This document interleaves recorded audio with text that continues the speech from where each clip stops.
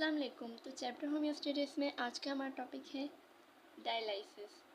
तो अगर आप लोगों को ये लेक्चर अच्छा लगे तो वीडियो को लाइक कीजिएगा और मेरे चैनल को सब्सक्राइब कीजिएगा। तो आज का टॉपिक स्टार्ट करते हैं। डायलिसिस वो मेडिकल प्रोसीजर है जिससे सेपरेट हो रहे होते हैं अनवांटेड और टॉक्सिक सब्सटेंसेस, किसमें से, ब्लड में से, बाय आर्टिफिशियल मीन्स, आर्टिफिशियल तरीके से।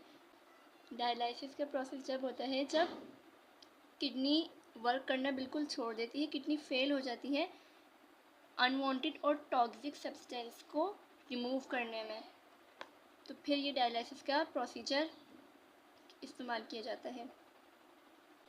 तो टाइप्स ऑफ डायलिसिस पे आते हैं। डायलिसिस की डिफरेंट टाइप्स होती हैं। ये डिपेंड करता है पेशेंट की नीड पर और डिसऑर्डर की इंटेंसिटी पर डिपेंड करता है। कि सबसे पहली है हमारे पास हीमोडायलिसिस, सेकंड है कंटीन्यूअस रीनल रिप्लेसमेंट थेरेपी और थर्ड है पेरिटोनियल डायलिसिस। सबसे पहले हम हीमोडायलिसिस देखेंगे। हीमोडायलिसिस देखें तो हीमोडायलिसिस में क्या होता है, पेशेंट की आर्टरी से यहाँ से ब्लड लिया जा रहा होता है, यहाँ से ब्लड लिया जा रहा होता है पेशेंट की आर्टरी से, और ये ब्लड जो है पूरा बाहर, बॉडी के बाहर फ्लो कर रहा होता है। और यहाँ पर हिपैरिन जो है, हिपैरिन दी जा रही होती है, यहाँ पर हिपैरिन दी जा रही होती है ताकि कोई ब्लड क्लॉट फॉर्म ना हो। यहाँ हिपैरिन दी जाती है। फिर उसके बाद यहाँ पे ब्लड पंप होता है, क्योंकि बॉडी के अंदर तो हार्ट पंप कर रहा होता है ब्लड को, और बॉडी के बाहर भी जो ब्लड ये पूरा फ्लो जो कर रहा है इसको भी तो पंप करना होगा। तो इस ब्लड को पंप करने के लिए ब्लड पंप यूज़ करते हैं।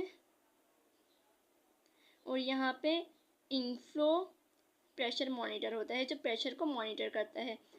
फिर अब यहाँ से ब्लड कहाँ जाता है, इसमें, ये जो है मशीन, डायलाइसिंग मशीन है, इसमें जाता है ब्लड। और इसके अंदर क्या होती है कुछ, इसमें ये ऐसे होता है कुछ, इसके अंदर होती हैं कुछ सेमी परमिएबल ऐसे मेम्ब्रेन्स होती हैं, सेमी परमिएबल, जिन्हें हम सेलोफेन मेम्ब्रेन्स कहते हैं। तो जब ब्लड इसके अंदर इंटर होता है और इसके अंदर एक फ्लूइड फिल होता है जिसे हम डायलिसेट कहते हैं, फ्लूइड होता है, ये फ्लूइड होता है जिसे हम डायलिसेट कहते हैं, ये फिल हुआ हुआ होता है इसके अंदर। तो जैसे ही ब्लड इंटर होता है, तो फिर जैसे ब्लड इंटर होता है इसके अंदर, और इन मेम्ब्रेन में से पास करता है, सेलोफेन मेम्ब्रेन में से, इनमें से वेस्ट सब्सटेंस जो है सारे सेलोफेन मेम्ब्रेन में से पास कर रहे होते हैं। अब ब्लड में से सारा जो वेस्ट है वो इन सेलोफेन मेम्ब्रेन से पास होकर किधर जाएगा, डायलिसेट में, डायलिसेट में चले जाएगा। और ब्लड क्या हो जाएगा, ब्लड फिर ऐसे क्लीन हो जाएगा। ब्लड में से सारा जो नाइट्रोजीनियस वेस्ट है वो इस सेलोफेन मेम्ब्रेन के थ्रू डायलिसेट में जाएगा। फिर डायलिसेट में जाने के बाद फिर जो डायलिसेट है, फिर इस यूज डायलिसेट को यहाँ से बाहर निकाल लिया जाएगा, यूज डायलिसिंग सॉल्यूशन को यहाँ से बाहर निकाल लिया जाएगा। और फिर जो ब्लड है जब क्लीन हो जाएगा तो फिर यहाँ से वो दोबारा अंदर पेशेंट की बॉडी में रिटर्न कर दिया जाएगा। और यहाँ पर जो है एयर ट्रैप यूज़ हो रहा होता है ताकि कोई बबल फॉर्म ना हो, कोई एयर बबल फॉर्म ना हो। तो ऐसे फिर ये पेशेंट की बॉडी में रिटर्न कर दिया जाएगा। और ये बॉडी में किस में जाएगा, वीन में जाएगा, बॉडी के अंदर। अब आते हैं कंटिन्यूस रीनल रिप्लेसमेंट थेरेपी पे, CRRT। ये वाला जो प्रोसीजर है ये सेम एज हीमोडायलिसिस होता है, ये हीमोडायलिसिस जैसा ही होता है।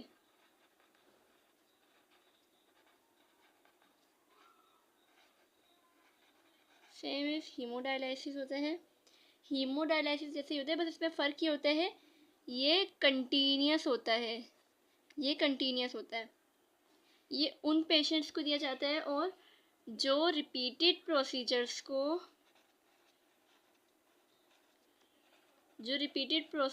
को टॉलरेट नहीं कर सकते।